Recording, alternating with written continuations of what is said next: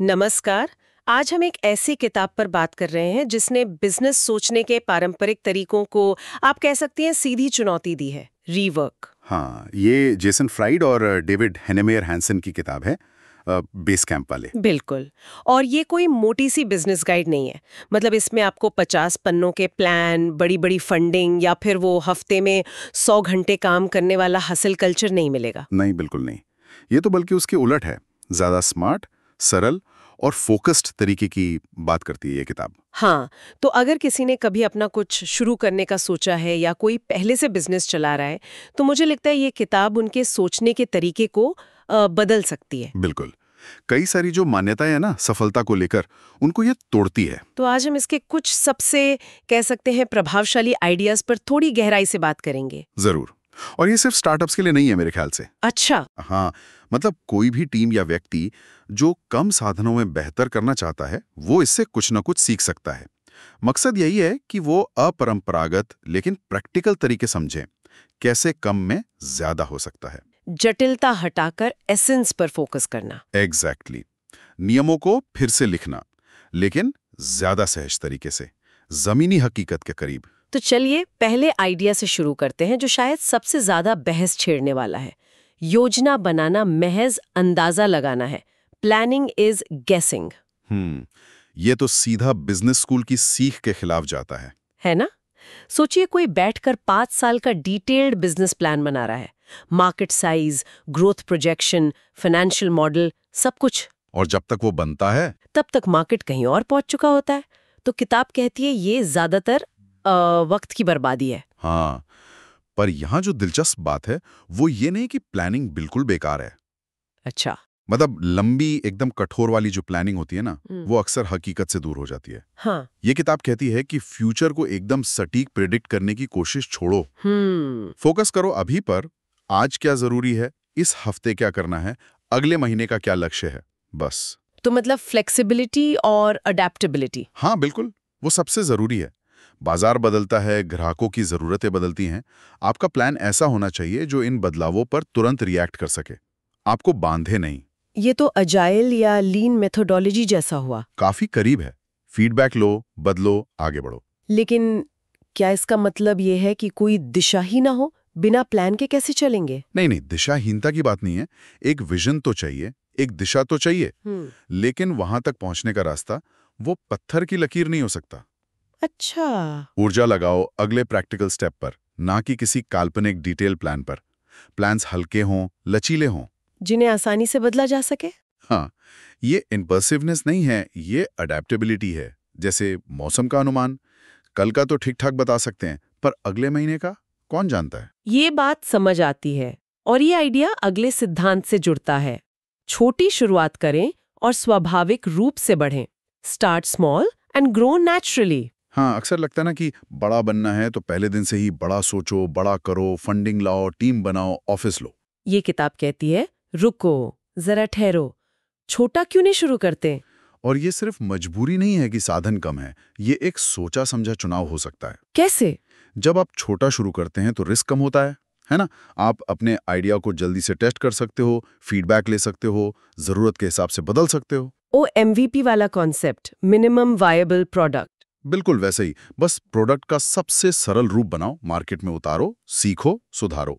बड़ा बनने का इंतजार करने से अच्छा है कि आप असल में कुछ वैल्यू देना शुरू करो। जैसे वो कैफे वाला उदाहरण आपने दिया था। हाँ, स्टारबक्स बनने का सपना बाद में, पहले मोहल्ले में अच्छी कॉफी तो बनाओ। सही बात है।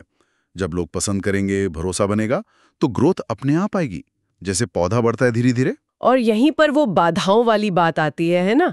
सीमाएं, कंस्ट्रेंट्स। हाँ, अगला सिद्धांत, बाधाओं को स्वीकार करें। Embrace constraints. सीमित समय, पैसा, छोटी टीम, अक्सर लगता है ये नुकसान है। हाँ, हमेशा यही रोना रहता है, काश बजट और होता, काश टीम बड़ी होती। लेकिन रीवर्क कहता है ये फायदे हो सकते हैं। फायदे कैसे? क्योंकि बाधाएं आपको क्रिएटिव बनाती हैं। जब सब कुछ करने के लिए रिसोर्स नहीं होते तो आपको चुनना पड़ता है, क्या वाकई जरूरी है। फोकस करना पड़ता है। हाँ, आप फालतू चीजें हटा देते हैं, आप सरल स्मार्ट तरीके ढूंढने पर मजबूर हो जाते हैं। ये तो बिल्कुल उल्टी बात है। सोचिए, अगर आपके पास एक बड़ा कैनवस और 100 रंग हो तो शायद शुरू करना ही मुश्किल हो जाए। हाँ, कंफ्यूजन हो सकता है। लेकिन अगर सिर्फ 3 रंग हों तो आप उन 3 रंगों के इस्तेमाल पर ज्यादा गहराई से सोचेंगे, है ना? बाधाएं फोकस लाती हैं। वो आपको मजबूर करती हैं कि आप गैर जरूरी चीजों को ना कहें। जो कि अगला सिद्धांत है। बिल्कुल। सीमित साधन आपको लीन, फोकस्ड और इनोवेटिव बनाते हैं, फिजूल खर्ची से बचाते हैं। तो ना कहने की बात करते हैं। अधिक बार ना कहें, से नो मोर ऑफन। सुनने में तो आसान है। पर करने में मुश्किल, खासकर जब क्लाइंट कुछ मांग रहा हो या कोई नया चमकता हुआ अवसर दिखे। हाँ हाँ, कहना ज्यादा आसान लगता है कई बार। लेकिन रीवर्क के हिसाब से बेहतरीन काम और क्लैरिटी जोड़ने से नहीं, घटाने से आती है। मतलब? हर नई फीचर रिक्वेस्ट, हर नया प्रोजेक्ट आइडिया, हर मौके पर हाँ कहने से आपका जो मेन प्रोडक्ट है, आपकी एनर्जी है, आपका फोकस है, वो सब बढ़ जाता है, कमजोर हो जाता है। जैसे वो सॉफ्टवेयर जो शुरू में अच्छा था, फिर उसमें इतने फीचर आ गए कि कंफ्यूजिंग हो गया। एग्जैक्टली। ना कहना आपकी प्रायोरिटीज को बचाता है। ये सिर्फ दूसरों को ना कहना नहीं है, अपने ही उन आइडियाज को भी ना कहना है जो आपको आपके मुख्य लक्ष्य से दूर ले जाते हैं। तो ये एक तरह से स्ट्रैटेजिक फोकस बनाए रखने का टूल है। बिल्कुल। ये दिखाता है कि आप अपने मिशन के प्रति कमिटेड हैं। अच्छा काम करने के लिए आपको बहुत सी अच्छी लगने वाली चीजों को भी मना करना पड़ता है, ताकि आप उन गिनी चुनी चीजों पर ध्यान दे सकें जो सच में मायने रखती हैं। ये आपकी पहचान भी बनाता है कि आप क्या नहीं करते हैं। सही कहा। अच्छा, अब एक और सिद्धांत जो मुझे आजकल के कंटेंट क्रिएशन के दौर में बहुत रेलेवेंट लगता है, श्रोता दर्शक वर्ग बनाएं, बिल्ड एन ऑडियंस। हाँ, ये ट्रेडिशनल मार्केटिंग से थोड़ा अलग है। विज्ञापन खरीदो, बेचो, वो वाली बात नहीं है इसमें। तो क्या है? ये कहता है कि बेचने की कोशिश करने से पहले ऐसे लोग तैयार करो जो आपकी बात सुनने को तैयार हों। वो कैसे? उपयोगी जानकारी शेयर करके, दिलचस्प कहानियां सुनाकर, अपने फील्ड में एक्सपर्टीज दिखाकर, लोगों से ईमानदारी से जुड़कर। जब आप लगातार वैल्यू देते हैं तो लोग भरोसा करने लगते हैं, आपकी बात सुनते हैं। फिर जब आपके पास कुछ बेचने के लिए होता है, प्रोडक्ट, सर्विस या कोई आइडिया, तो आपके पास पहले से ही ऐसे लोग होते हैं जो इंटरेस्टेड होते हैं। एक कम्युनिटी बनाने जैसा है ये। तो मतलब ये विज्ञापन पर पैसा फूकने से बेहतर है। ये बेहतर या बदतर की बात नहीं, बल्कि एक अलग अप्रोच है। शायद धीमा हो, समय लगता है, लगातार कोशिश लगती है, लेकिन ये लॉन्ग टर्म एसेट बनाता है। हाँ, एक लॉयल ऑडियंस जो आपके काम से जुड़ाव महसूस करती है। विज्ञापन आपको अटेंशन दिला सकता है, पर ऑडियंस बनाना ट्रस्ट और रिलेशनशिप बनाता है। और यहीं पर शायद वो अपनी जरूरत पूरी करे वाला सिद्धांत फिट होता है, स्क्रैच योर ओन इच। बिल्कुल। कैसे जुड़ता है? देखिए, अपनी जरूरत पूरी करें का मतलब है वो प्रोडक्ट या सर्विस बनाओ जिसकी जरूरत आपको खुद है। जैसे सेम मैंने प्रोजेक्ट मैनेजमेंट टूल बनाया था। हाँ, जब आप अपनी जरूरत के लिए कुछ बनाते हैं तो आप उसके पहले और सबसे पैशनेट यूजर होते हैं। सही बात है। आप उसकी कमियां, खूबियां सब गहराई से समझते हैं।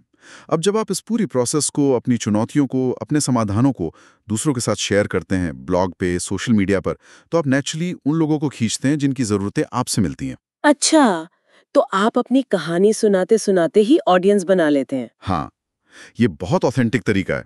आपको फैंसी मार्केट रिसर्च की जरूरत नहीं है, क्योंकि आप खुद ही मार्केट हैं। हाँ, ये लॉजिकल है। प्रॉब्लम को आप जी रहे होते हैं तो समाधान भी ज्यादा भरोसेमंद लगता है। बिल्कुल। अच्छा, अब काम करने के तरीके पर आते हैं। एक बहुत बड़ा मिथक है कि ज्यादा घंटे मतलब ज्यादा काम। रीवर्क इसे सीधे चुनौती देता है।